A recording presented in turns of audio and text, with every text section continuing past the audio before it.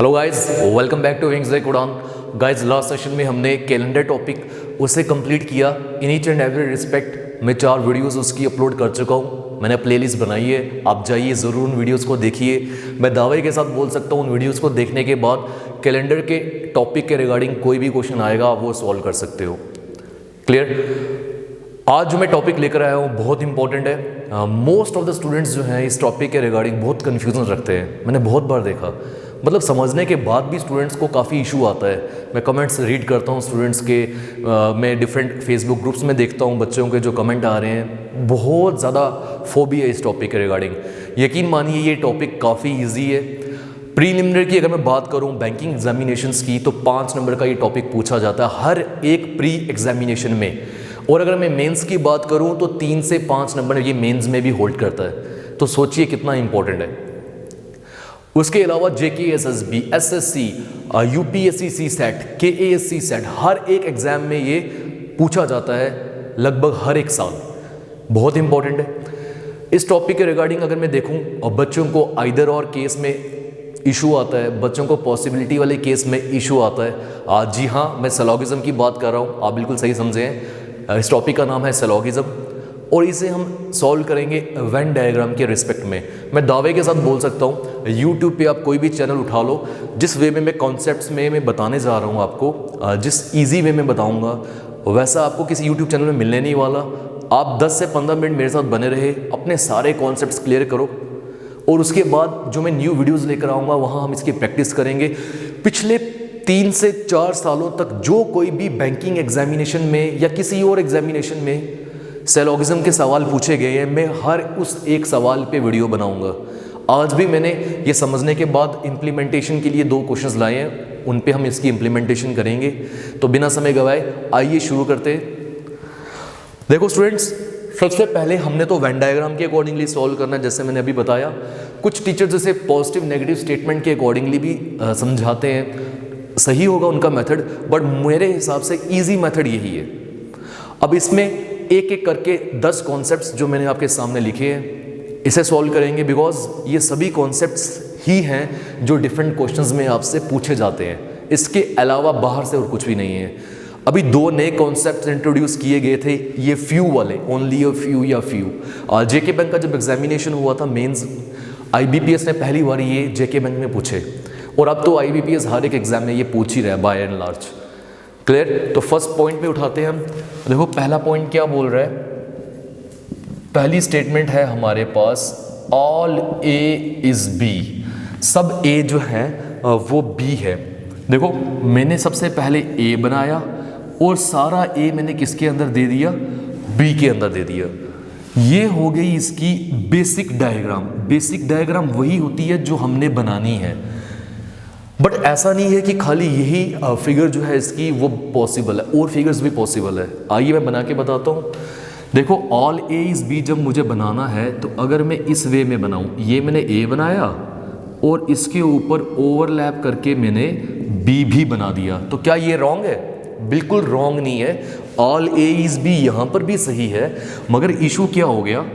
देखो all A is B वो तो सही है, बट यहाँ पर ऑल B इज A वो भी सही आ गया, क्योंकि B और A ओवरलैप कर रहे हैं। और ये चीज़ जो होती है ये हो गई वायलेशन, ये हमारे रूल्स की हो गई वायलेशन। वाई?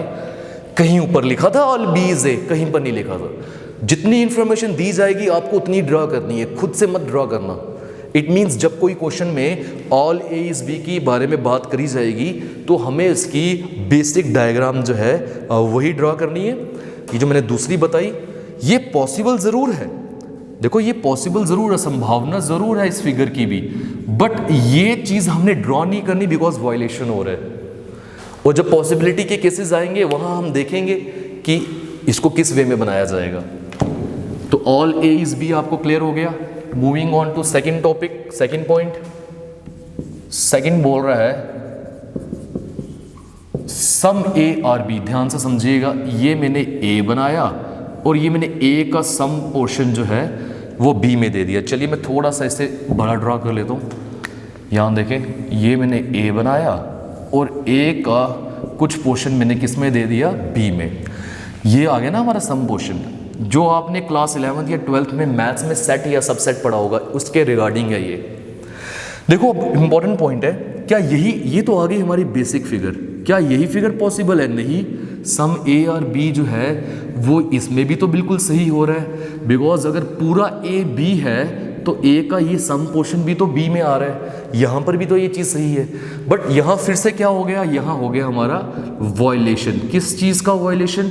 बिकॉज यहाँ पर ऑल ए इज बी वो भी सही हो गया जो कि ऊपर दिया नहीं है, इसकी बात कर रहा हूँ मैं। ये पॉइंट क्लियर हुआ? तो बेसिक फिगर बनानी है आपने। दूसरी पॉइंट ये देखिए, ये वाला जो पोर्शन है ना यार, ये वाला पोर्शन, अगर मेरे से कोई पूछता है कि सर इसका रिलेशन क्या है बी के साथ, देखो मुझे इंफॉर्मेशन दी गई थी इस वाले पोर्शन के रिगार्डिंग। जब मेरे से कोई इसके बारे में पूछेगा तो भाई हमारे पास इसकी तो कोई इंफॉर्मेशन ही नहीं है, नो इंफॉर्मेशन। तो जिसकी कोई इंफॉर्मेशन नहीं होगी तो उसके बारे में वी कांट से एनीथिंग, इसके बारे में हम कुछ बोल ही नहीं सकते। तो अगर इस पोर्शन के रिगार्डिंग हमारे पास कोई सवाल आया तो मुझे उसे क्रॉस करना है। क्रॉस क्यों करना है? गलत है इसलिए नहीं, क्रॉस इसलिए करना है बिकॉज इस पोर्शन के बारे में मुझे कोई इंफॉर्मेशन ही नहीं है, मैं जानता ही नहीं हूँ। ये वाला पोर्शन जो है ये बी के साथ रिलेशन रख भी सकता है, नहीं भी रख सकता। देखिए यहाँ पर इस पूरे पोर्शन ने बी के साथ रिलेशन रखा है, सारा ए बी में आ गया, और यहाँ पर ये पोर्शन बी के अंदर नहीं आ रहा। तो दोनों चीज़ें पॉसिबल हैं। तो जब तक हमारी ये क्लैरिटी नहीं होगी स्टेटमेंट में, हम ये ड्रॉ ही नहीं कर सकते। क्लियर हो गया ये पॉइंट? तो बेसिक डायग्राम ये है, आपको ये बनानी है। मैं कॉन्सेप्ट्स पूरे क्लियर कर रहा हूँ, नहीं तो आमतौर पे यही बताया जाता है ये सम ए और बी आ गए। ये क्यों नहीं है, मैंने रीज़न दिया आपको। इस पोर्शन के बारे में we can't say. Moving on to point number 3, देखिए अब डिफरेंट आ गया थोड़ा सा। इसमें बोला जा रहा है सम ए आर नॉट बी, कुछ ए बी नहीं है। देखिए अब ये मैंने ए ले लिया, ये ए का सम पोर्शन ले लिया, और ये वाला पोर्शन जो है वो बी के साथ कोई रिलेशन नहीं रखता। बट देखो भाई, डिफरेंट वेज में अलग अलग टीचर्स बताते हैं इसकी फिगर। मैं आपको बोल रहा हूँ मैंने इजी वे पकड़ी है, अगर आपको उनकी अच्छी लगती है आप वो भी पढ़ सकते हो, बट फिर एक ही का पढ़ना है क्योंकि फिर मिक्स हो जाते हैं कॉन्सेप्ट्स। तो देखो ये बोल रहा है कि सम ए आर नॉट बी, तो मैंने ए का सम पोर्शन बोला बी के साथ कोई रिलेशन नहीं रखता। Of the remaining portion of a, ये जो रिमेनिंग पोर्शन है इसके बारे में अगर हमसे कोई पूछे तो we can't say. Why we can't say? Because इसकी तो इंफॉर्मेशन अवेलेबल नहीं है ना यार, इसकी हमारे पास कुछ इंफॉर्मेशन नहीं है, तो हम इस पोर्शन के बारे में कुछ भी नहीं बोल सकते। ये पॉइंट समझ रहे हो? ये वाला जो पोर्शन है ये बी के साथ रिलेशन रख भी सकता है, और ये वाला पोर्शन जो है ये बी के साथ रिलेशन नहीं भी रख सकता। दोनों चीज़ें पॉसिबल है। मैंने पीछे वाले 2 कॉन्सेप्ट्स में ये बताया, तो इसमें भी बता दूं? आओ अभी बताता हूँ। देखो यहाँ पर ये पूरा पोर्शन अगर मैं फिगर के अकॉर्डिंगली देखूँ तो मुझे पता चल रहा है ये पूरा बी के साथ रिलेशन नहीं रख रहा, अगर पॉसिबिलिटी की बात करूँ। और ये पोर्शन बी के साथ रिलेशन रख भी सकता है। कैसे? यहाँ देखो, ये ए आ गया, ये बी आ गया, ये वाला पोर्शन जो है ए का वो बी नहीं है, और ये वाला पोर्शन जो है ए का वो बी है। हो गया सम ए और नॉट बी, और कुछ ए बी हो भी सकता है। वैसे ही सम ए और नॉट बी, और जो बाकी ए है वो भी बी नहीं है। ये पॉइंट समझ रहे हो?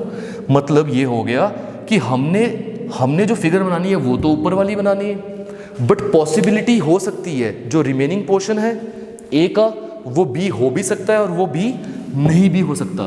तो भाई हम तो रिमेनिंग पोर्शन के बारे में कुछ बोल ही नहीं सकते, बिकॉज उसने इंफॉर्मेशन दी है हमें इस पोर्शन के बारे में, तो मैं बस इसके बारे में ही बोल सकता हूँ और बाकी के बारे में मैं बोल ही नहीं सकता।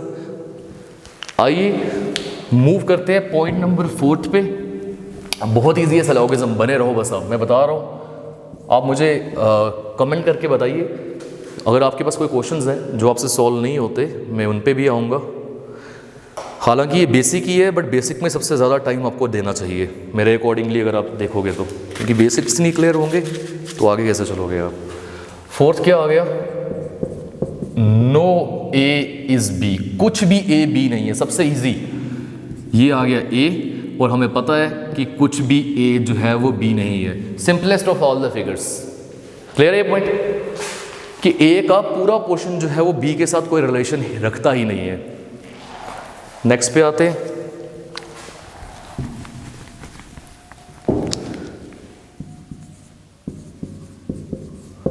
देखो ओनली ए इज बी, यहाँ पे बच्चे को इशू आता है, बट मैं बता रहा हूँ एग्जाम में मैंने आज तक अपने एक्सपीरियंस के अकॉर्डिंगली कभी देखा ही नहीं ओनली पे कुछ सवाल पूछा हो, तो इतना इशू मत करो।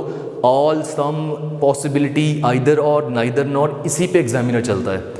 होता क्या है, ओनली ए इज बी, इसको रिवर्स कर लेना होता है। Reverse means, it means all B are A.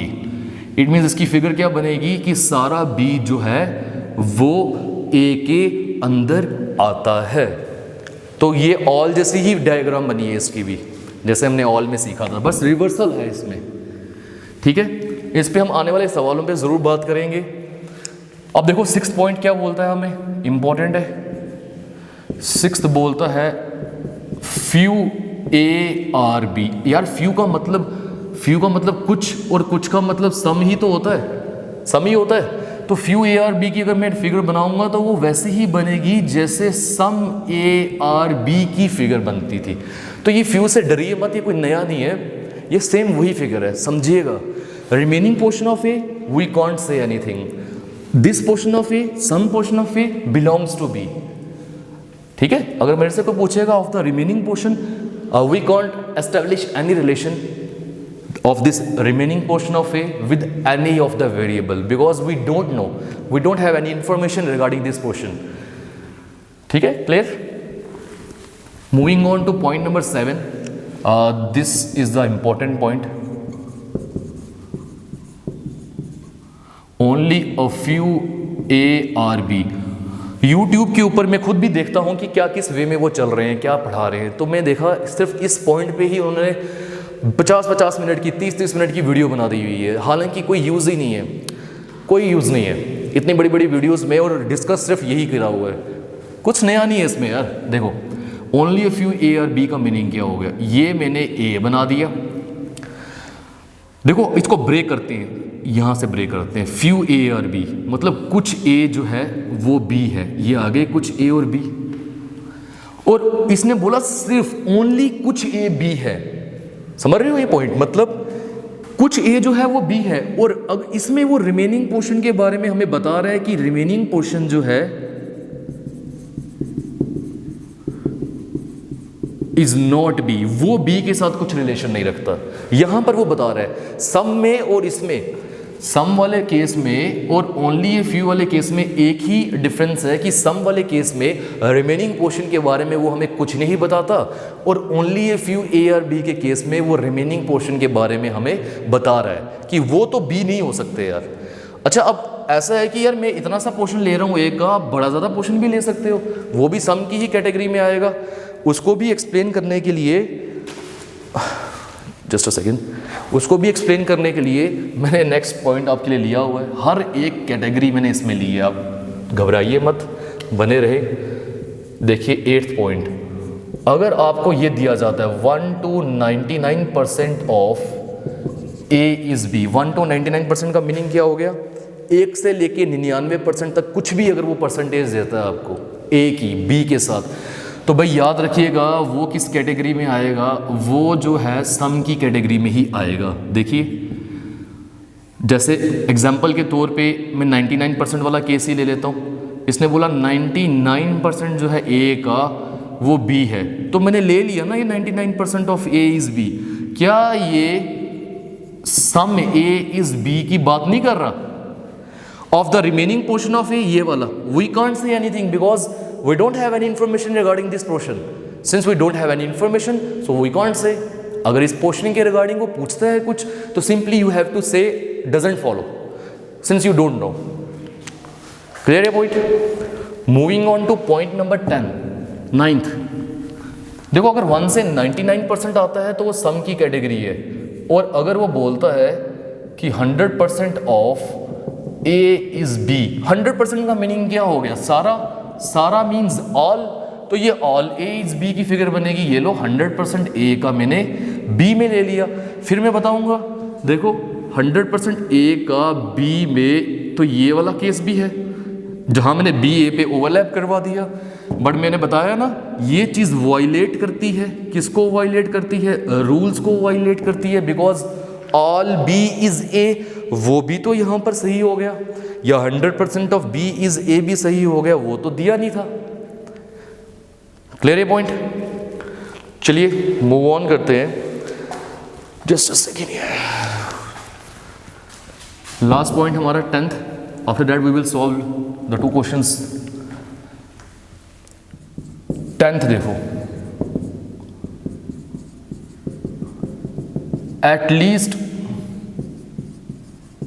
Some A is B. और भाई जब भी ये एटलीस्ट बोलेगा उसको पता क्या करो, जैसे आपको मम्मी पापा बोलते हैं बच्चों पढ़ो, आप इग्नोर मारते हो ना उनकी बातों तो इसको भी इग्नोर मारो। एटलीस्ट का कोई यूज ही नहीं है। जब भी बोलेगा at least some A is B, it means some A is B, कोई यूज ही नहीं है। एटलीस्ट मीन्स कम से कम कुछ ए तो बी है, तो वो भी तो सम ही हुआ ना भाई, वो भी तो सम ही हुआ। तो ये पॉइंट्स थे, ये कुछ कॉन्सेप्ट्स थे जो मैं चाहता था कि आपको क्लियर हो जाए। आइए आगे चलते हैं। जस्ट अ सेकंड, मुझे एक पॉइंट देखने दो कि वीडियो कितने मिनट की हुई है। Yes we have time. चलिए भाई, moving on to the questions. देखो पहला क्वेश्चन क्या बोल रहा है, अब तो हमने ये सब समझ लिए, now we can implement this on the given questions. देखो कुछ स्टेटमेंट दी होगी और कुछ कंक्लूजन दिए होंगे, यहां पर ये ए और बी को रिप्लेस करके कुछ भी आ सकता है। तो पहला पॉइंट आ गया, सम डॉग्स आर एलिफेंट्स। देखो अब ये आ गए डॉग्स, तो कुछ डॉग्स जो हैं वो क्या हैं, वो हैं elephants. All elephants are lions. अब मुझे सारे एलिफेंट लाइन बनाने हैं, तो मेरे पास कोई और ऑप्शन ही नहीं है, मुझे इस पर ओवरलैप करना ही पड़ेगा। ये ले लो, मैंने सारे एलिफेंट्स जो हैं वो किस में ले लिए, लाइंस में ले लिए। हालांकि उसने लाइन और डॉग का कुछ रिलेशन बोला नहीं था, बट मेरे पास संभावना ही नहीं ना कोई और। एलिफेंट अगर मैंने लाइन में लेने हैं तो मुझे ये वाला पोर्शन एलिफेंट का लाइन में लेना ही पड़ेगा ना। नो लाइन्स और कैट, और बोल रहा है कोई भी लाइन जो है वो कैट्स नहीं है। फिगर समझ गए हो? फिगर समझने के बाद मेरा पॉइंट सुनो। बच्चे क्या करते हैं, इनिशियल्स लिखते हैं। इनिशियल्स का मतलब सिर्फ लिखेंगे ये, some dogs are elephants, all elephants are lion, no lion is cat. This is wrong. कितना टाइम बचा लोगे आप, कितना टाइम बचा लोगे? 5 सेकंड, 10 सेकंड, और बाद में आपको ही कंफ्यूजन होनी है। मैंने बहुत बार देखा टीचर्स बोलते हैं इनिशियल्स लिखो, गलत है। कितना टाइम बचा लोगे और आपको ही कंफ्यूजन होगी बाद में, आपको समझ नहीं आएगा ये डी का मीनिंग क्या है, और कहीं 2 वर्ड्स सेम लेटर से शुरू होने वाले आ गए तो फिर तो और प्रॉब्लम है। फिर पूरा सवाल दोबारा से बनाओ, तो टाइम नहीं वेस्ट हुआ। इट मीन्स पहले आप थोड़ा टाइम दे दो एक्स्ट्रा, क्वेश्चन गलत नहीं होना चाहिए। कंक्लूजन पे आओ। पहला कंक्लूजन बोल रहा है सम लाइन्स और डॉग्स। क्या कुछ लाइन्स डॉग्स हैं? बिल्कुल सही। ये देखो, आपने जब भी कोई कंक्लूजन समझना है ना, तो आपको बेसिक डायग्राम पे देखना है कि कोई रिलेशन होल्ड हो रहा है या नहीं। बिल्कुल हो रहा है, ऑल्दो लाइन और डॉग का कोई डायरेक्ट रिलेशन हमें दिया नहीं था, बट फिगर के अकॉर्डिंगली हमें शो हो रहा है कि ये वाला पोर्शन जो है ये लाइन में भी आ रहा है और ये डॉग में भी आ रहा है, तो हो गया ना सम लाइन्स और डॉग्स। बिल्कुल सही। और दूसरा इसने बोला एटलीस्ट, एटलीस्ट है, ये लो मैंने इग्नोर कर दिया। सम कैट्स और डॉग्स बोल रहा है क्या कुछ कैट्स डॉग्स हैं? देखो डॉग्स यहां पर है, कैट्स यहां पर है। बेसिक डायग्राम के अकॉर्डिंगली डॉग्स और कैट्स का कोई रिलेशन ही नहीं है, तो हम ये तो बोल ही नहीं सकते कि कुछ कैट्स डॉग्स हैं। ये तो हो गया गलत। बट क्यों हुआ वो समझो। अगर लाइंस जो हैं वो कैट्स के साथ कोई रिलेशन नहीं रखते, तो भाई ये वाले कैट्स को अगर मैं बनाना चाहता तो मैं यहां पर भी बना सकता था, डॉग के साथ रिलेशन रख भी सकता था, और अभी मैंने डॉग के साथ रिलेशन नहीं भी रखा। मतलब दोनों पॉसिबिलिटीज जो थी वो थी अवेलेबल, वो पॉसिबिलिटी में चले गया, मतलब हो सकता है। तो हमें तो इन्फॉर्मेशन है ही नहीं ना डॉग और कैट के बारे में। मैंने बोला जिसके बारे में इन्फॉर्मेशन नहीं है, you can't say anything, this is wrong. Why wrong? Because we don't have that much of information कि मैं इनके बीच में रिलेशनशिप बना पाऊं।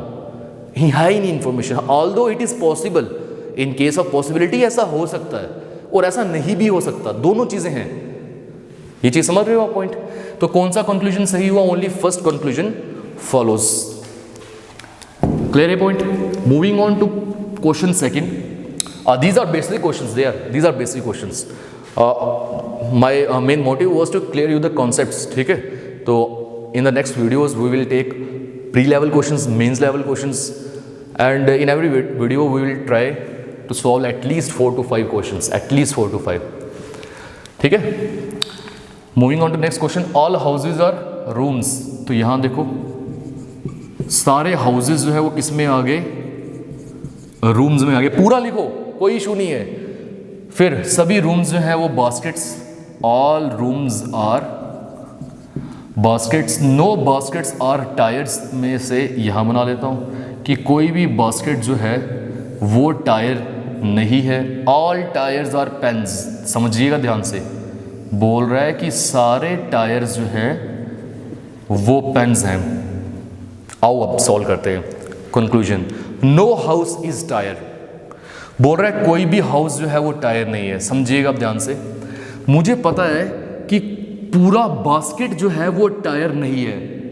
पूरा बास्केट अगर टायर नहीं हुआ तो उसके अंदर जो कुछ भी है वो टायर के साथ नो रिलेशनशिप रखेगा। फिर तो रूम्स भी नो टायर, हाउसेस भी टायर के साथ नो ही रिलेशन रखेंगे। बिकॉज अगर ये पूरा टायर नहीं हो सकता तो बीच वाली चीज़ें भी तो टायर नहीं हो सकती। इट मीन्स पहला कंक्लूजन सही हो गया। दूसरा, ऑल हाउसेज आर बास्केट्स, क्या सारे हाउस बास्केट में आ रहे हैं? बिल्कुल सही। ये देखो, ये जितने भी हाउस हैं क्या ये बास्केट में नहीं आ रहे? बिल्कुल आ रहे हैं। दूसरा कंक्लूजन भी सही। नो रूम्स आर पेन्स, बोल रहे कोई भी रूम जो है वो पेन नहीं है। इंपॉर्टेंट है, अगर वो बोलता कोई भी रूम जो है वो टायर नहीं है, वो सही होता, क्योंकि पूरे बास्केट्स टायर नहीं है तो रूम्स भी टायर नहीं है। बट अब उसने पूछा कि कोई भी रूम पेन नहीं है, और रूम और पेन का तो हमारे पास कोई रिलेशनशिप ही नहीं है। हाँ, रूम जो है टायर के इस पोर्शन में नहीं आ सकते क्योंकि बास्केट नहीं आ सकता। बट रूम जो है अगर इसकी दूसरी फिगर बनाते तो वो ये वाले पोर्शन में तो आ सकते ना। मैंने बताया रूम जो है वो पेन के इस पोर्शन में नहीं आ सकते बिकॉज बास्केट नहीं आ सकता। बाकी रूम्स जो हैं वो पेन के बाकी वाले पोर्शन में आ सकते हैं, पॉसिबिलिटी है। तो यहाँ पर मैं कुछ नहीं बोल पाऊंगा कि नो रूम्स और पेन, ये गलत बोल रहा है, हमें इन्फॉर्मेशन ही नहीं है इसकी। दोनों संभावनाएं हैं। सम हाउसेज आर पेन्स, क्या कुछ हाउसेज पेन है? वही बात, ये है हमारे पास हाउस, ये है हमारे पास पेन। हाउस और पेन के बीच में हमें कोई रिलेशनशिप दिख ही नहीं रहा।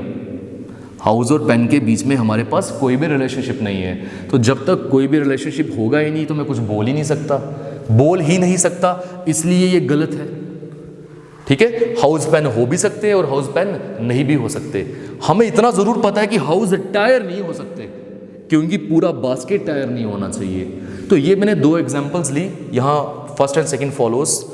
मैं बताने जा रहा हूँ आपको आने वाली वीडियोस में मैं बहुत सारे सवाल लेकर आने वाला हूँ। इस वीडियो को दोबारा से देखो, क्लैरिटी मिलेगी। और जो मैं आप वीडियोस लाऊंगा डायरेक्ट क्वेश्चंस पे आएंगे।